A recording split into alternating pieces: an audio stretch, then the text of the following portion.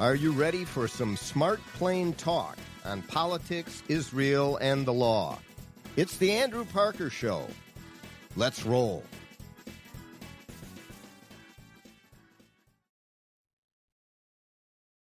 Welcome to another episode of the Andrew Parker Show. Thank you very much for joining us. Each episode, we talk politics, Israel, and the law. Many of you have been with us for years as we have been putting it out through the airwaves or the internet, now on podcasts, The Andrew Parker Show or its predecessor, for, coming up on 9 years. Amazing. So thank you very much for your continuing support. Our sponsors, thank you as well, Parker Daniels Keyboard Law Firm and True North Investments. Today we have a very special show as we're talking about something that, well, by the time you hear this show and listen to it from beginning to end, you will have considered what I often hear in the hurly-burly of discussion of public policy, and that is the lack of understanding of civics amongst the leaders of our next generation. And this is a response to that, really. We are talking today with two ambassadors of a program called Speaking Proudly, which is an oratory competition on subjects related to the Constitution.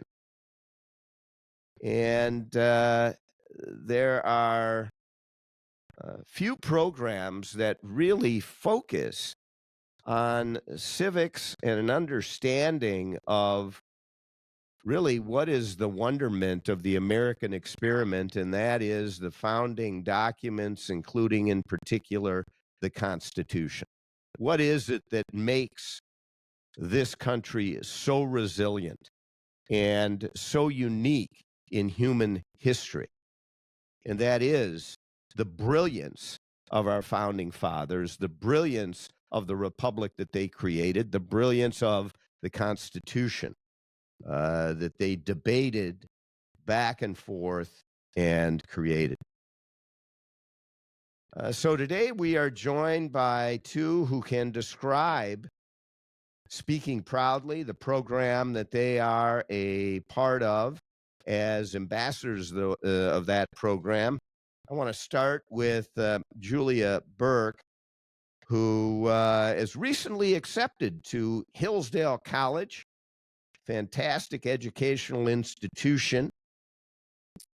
And as a part of Speaking Proudly, after being homeschooled here in Minnesota, in Blaine, Minnesota, and her speech was on restoring wisdom and virtue in our schools. Julia, welcome to the Andrew Parker Show. Thank you so much for having me on. Why don't you, Julia, describe for us this program called Speaking Proudly. Some may not have heard of it, do not know of the background related to it. So give us an overview of the program. Yeah, of course. So it's for a speech competition for high school girls. And it's a really good opportunity to just dive into current issues of today and really take a close look at the U.S. Constitution and how that applies to us living in America today. Yeah.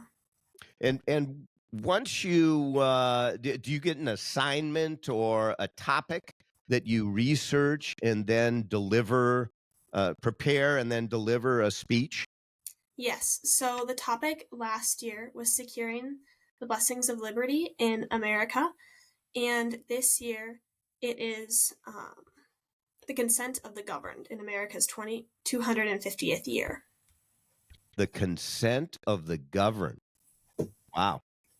I mean, that is about as current as you can get because it goes right to the heart of what we are seeing on our streets and in the halls of our government across the country. Amazing. We're also joined today by Rosalyn Tressell, also an ambassador for Speaking Proudly. Rosalyn, thank you so much for joining us. Of course. Thank you again so much for having us.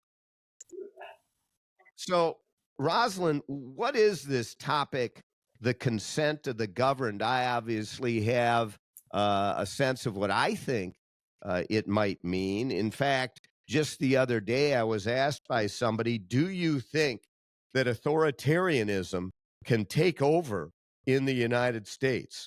And we had a long discussion about that. But the consent of the governed is really at the heart of that question. Are we going to be governed by the people, giving consent to a few elected officials to make decisions on their behalf, or is it going to be dictated by an authoritarian power? Yeah, What are your thoughts about consent of the governed?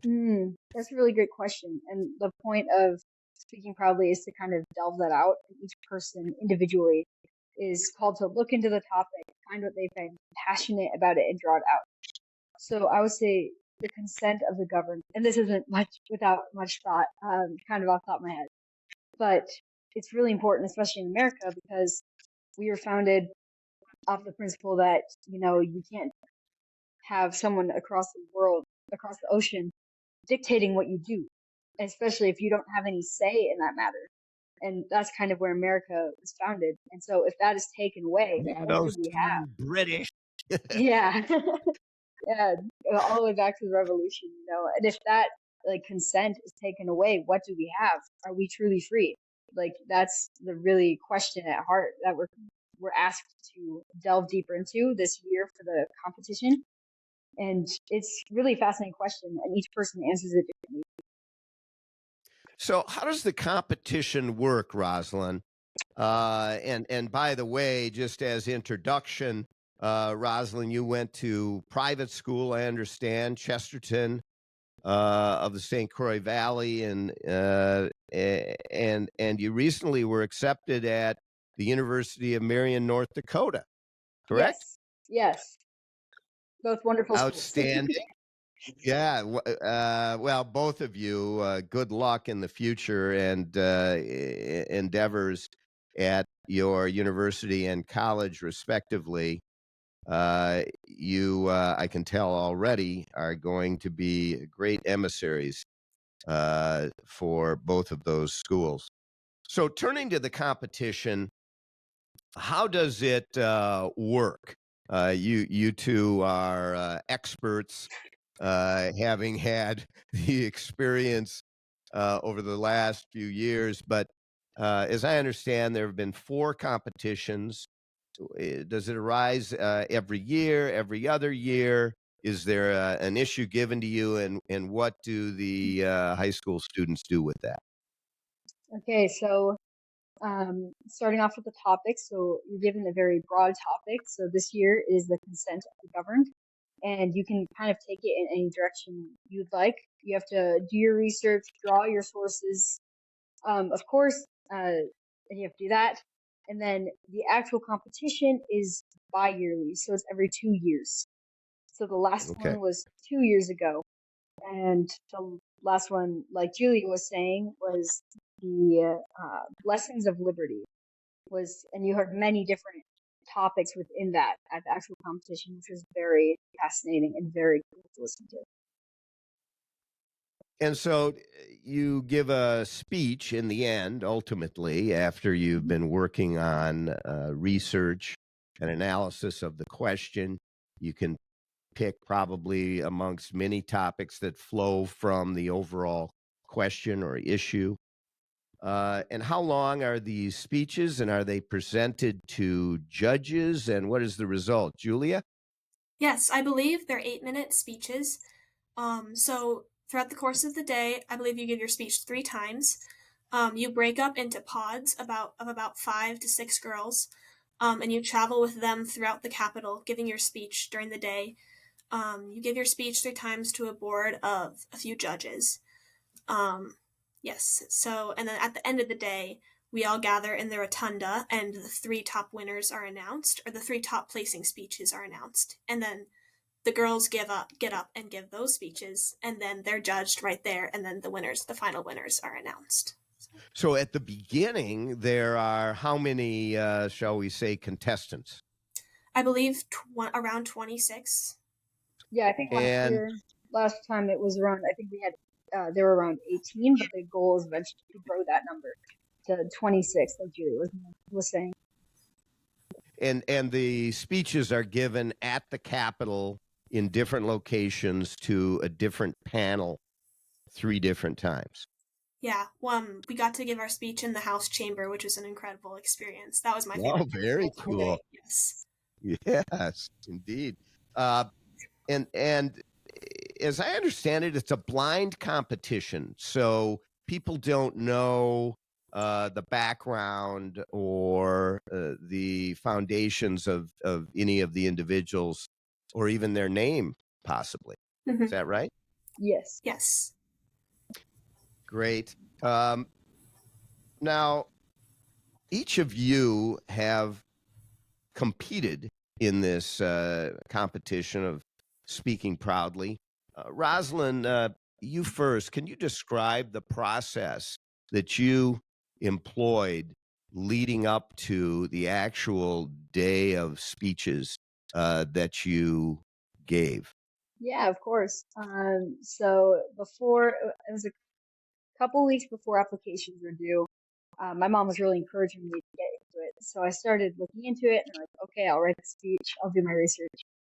And I ended up writing my speech about the right to free speech and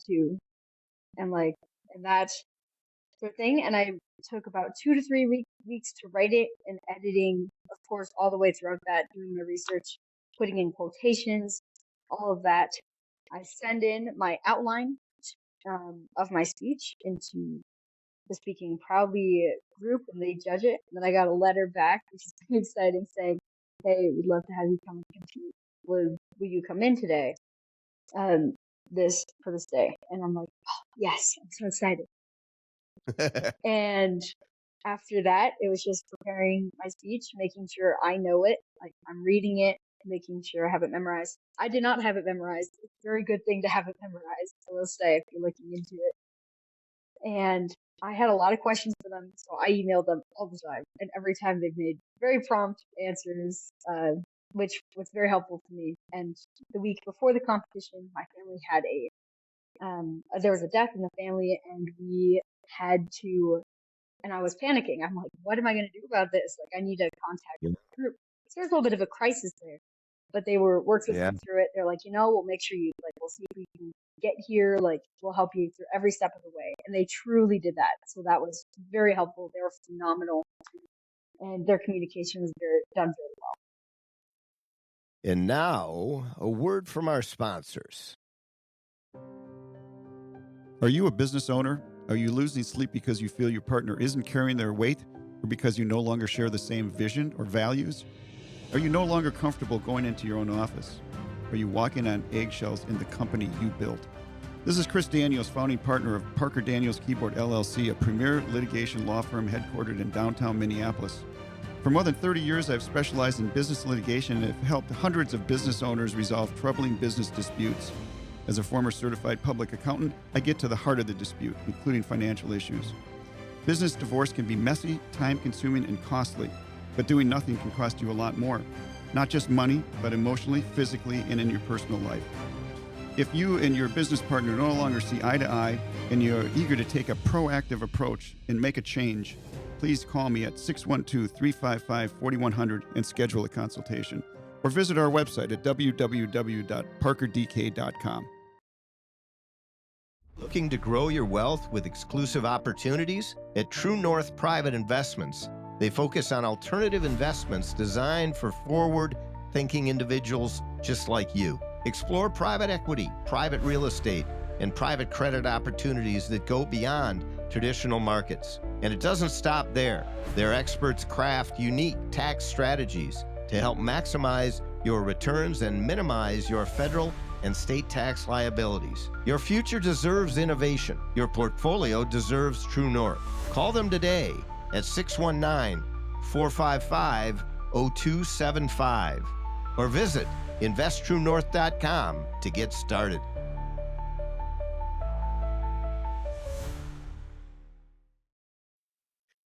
So ultimately, I assume that Speaking Proudly wants as many applicants, if you will, for the speaking opportunity to apply. And do you know, do you have a sense of how many apply versus how many are chosen or asked to compete actually at the Capitol? That's a good question.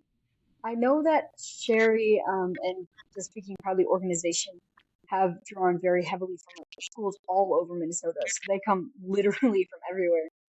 And I don't know exactly how many, but I know that for sure at least 24 individuals, and then sometimes there are secondary. So like, okay, you didn't get the main competition, we'll ask you to be a secondary in case someone has to drop out. But Julia, I don't know if you know more about that. Yeah, I Julia, don't. what are your thoughts? And I also wanted to ask you, Julia, not just about that, but about the process that you used in order to be selected as one to go to the Capitol and deliver your speech and compete, and kind of the questions that you had to answer and the process you went through.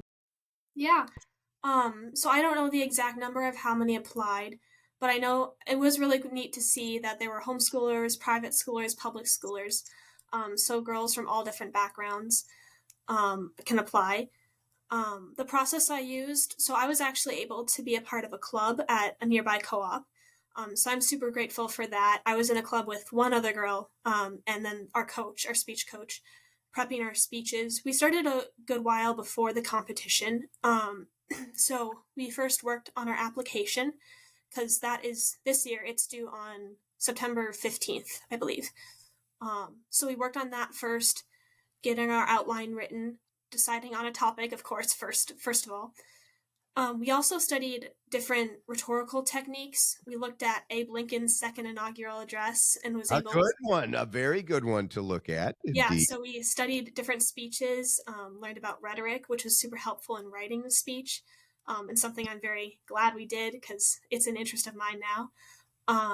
So we were able to kind of give each other feedback and bounce ideas and topics off of one another. So that was something I was very grateful I had. Let me ask Julia first. After this experience, do you look at issues differently? Do you think about things, questions, problems, public policy issues differently than you did before? Did this process teach you a different way to organize your thinking and thoughts on difficult problems? Yeah, I definitely am a lot more interested in politics now and current events.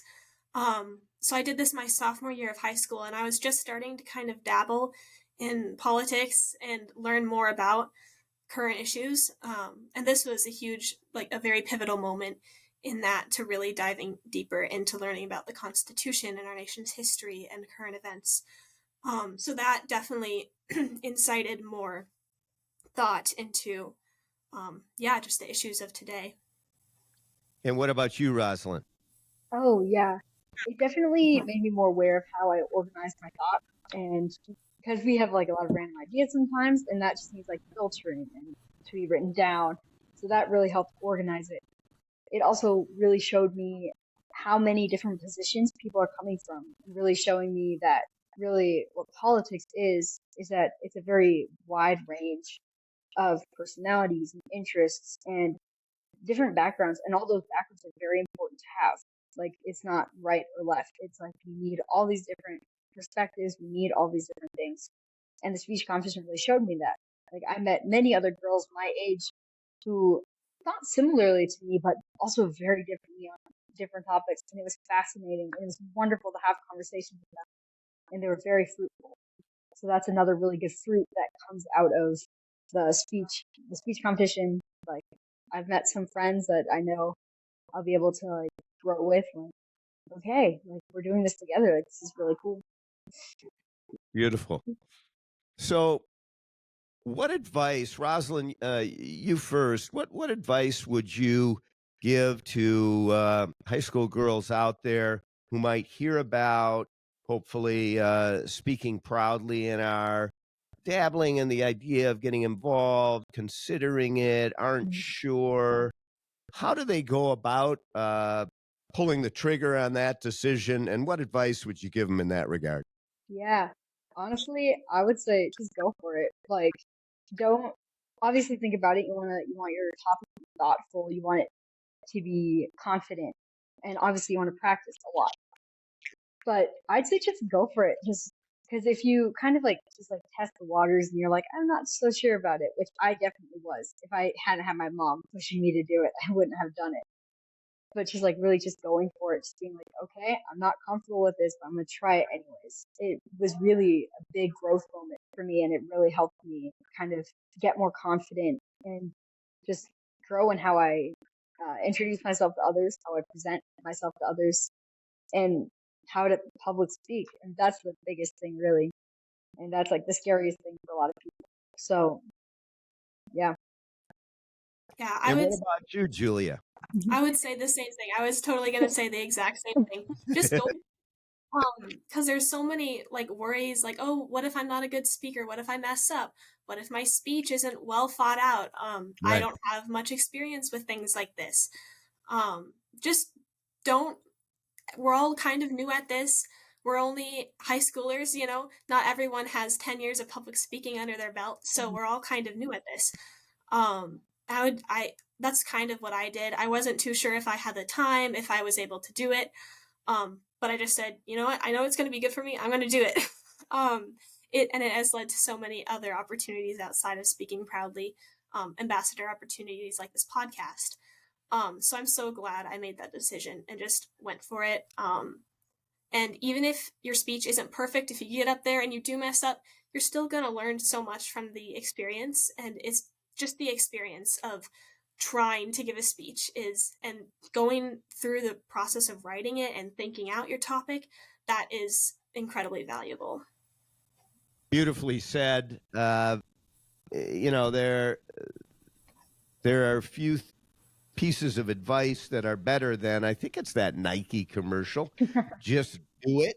And you two have expressed it beautifully. So if somebody wants to get involved in Speaking Proudly, this program related to public speaking on issues of the day, stemming primarily from civics and in particular the Constitution, how would they sign up for it, if you will, Rosalind? Yeah, so there is a website called Speaking Proudly. It's literally just speakingproudly.com. And there's also a Facebook page, as well as I think there's one on Instagram and some other social media. You can find them on there as well.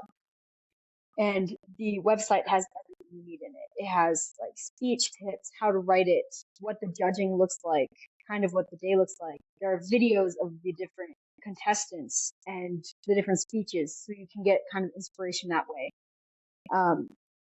They've upgraded their website recently, and it's very in-depth, and it has a lot of really good resources on it. So I would highly recommend people go and look at that if they're interested.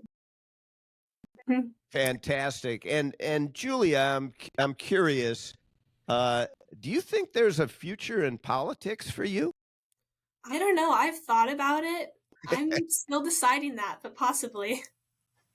Well, hopefully that the current polarization in this country and in this world doesn't turn you off to that, because we would all be better for it if you got involved as a public leader, not just a public speaker, but Thank you. a leader. And Rosalind, how about you? What are your feelings about going to the next level and getting involved in policy making? Yeah, so it's something actually after speaking probably is what really inspired me to do it, and then learning more about the environment, what it actually looks like behind the scenes. I'm going into that as my college major. I'll be going to Bismarck, North Dakota, and that is the capital of North Dakota. So there are tons of internships open. So I'm just really looking to test everything out, seeing what I think about it, just like going for it, just trying it out. And if something else calls my name, then I might go elsewhere with a different career, but we'll see how far it takes me. Beautiful. I love that. And if I could give you any words of encouragement, I would. I love speaking about these subjects, as I have been for a long, long time. And I hope that down the trail, as we follow your careers, we see you in positions of really making a difference. At the end of the day, on the federal level, as I say often on this show, there are 535 people who get to vote in this country of 330 plus million. And the rest of us don't get that vote, other than to who these people are. So I'd love to see down the road either or both of you be two of those 535. That would be absolutely wonderful. We are a wrap on the Andrew Parker Show, as this has just been a very special episode talking about Speaking Proudly, a high school girls' public speaking competition taking place at the Capitol here in the state of Minnesota on the issues of the day, and in particular grounded in the Constitution, the amazing, miraculous document that guides us daily here in the United States. And I can only tell you that it gives me hope when I sit and talk with Rosalyn Tressell and Julia Burke that the future seems a bit brighter than many might think. And it really does come down to education, and then beyond education, civics. And our failure in teaching civics to our young teenagers and beyond really is a disgrace, and we need to turn it around. And this is one of the programs that is doing that. We should all get behind it. Speaking Proudly, go to speakingproudly.org. I might also say go to the AndrewParkerShow.com and visit our website, subscribe, follow, do all the various things you do nowadays on social media to connect with us. There it is on the screen. Text us at 952-522-2818. Any questions you might have, comments, complaints, we'll take them all and we'll respond to them all. The AndrewParkerShow.com. Thank you once again for joining us on this very special episode of the Andrew Parker Show. SpeakingProudly.org. Go there. Join in. Become a part. Take action. Just do it. And go to the Capitol and speak. And we'll see you all down the trail. Until then, be kind to your neighbor. For more Smart Plain Talk, go to theandrewparkershow.com. Learn about all of your listening and viewing options. And remember, all the great things are simple, and many can be expressed in a single word: freedom, justice, honor, duty, mercy, hope.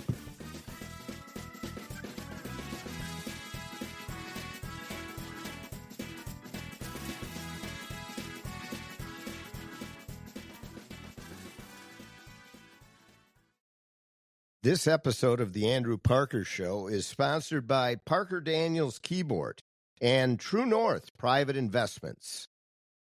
Mark Twain once quipped, "A lie can travel halfway around the world while the truth is still putting on its shoes. When you are lied about and it spreads, the resulting mayhem and destruction can be, and often is, disastrous." Hi, this is Andrew Parker, co-founder of the Parker Daniels Keyboard Law Firm. I recently handled a high-profile defamation lawsuit on behalf of a luxury home real estate agent whose business was decimated by falsehoods spread about him. After nearly 2 years of litigation and 2 weeks of trial, the jury came back with a verdict of more than $2 million for our client. Parker Daniels Keyboard. We litigate cases, we try cases, and we win cases. With a record of excellence in achieving extraordinary results, Parker Daniels Keyboard lawyers have consistently won huge verdicts for its clients in the areas of defamation, civil rights violations, regulatory battles, and intellectual property theft. For wise counsel and winning results, contact us at Parker Daniels Keyboard, premier law firm in downtown Minneapolis. Are you a high-income earner or a business owner looking to secure your financial future? At True North Private Investments, they focus on helping you break free from the limitations of traditional investments. Diversify your portfolio with private equity, real estate, and credit opportunities built to thrive in any market condition. Plus, their tailored tax strategies are designed to help you keep more of what you've earned. Your success deserves a smarter approach. Choose True North to grow, protect, and optimize your wealth. Call them today at 619-455-0275 or visit investtruenorth.com.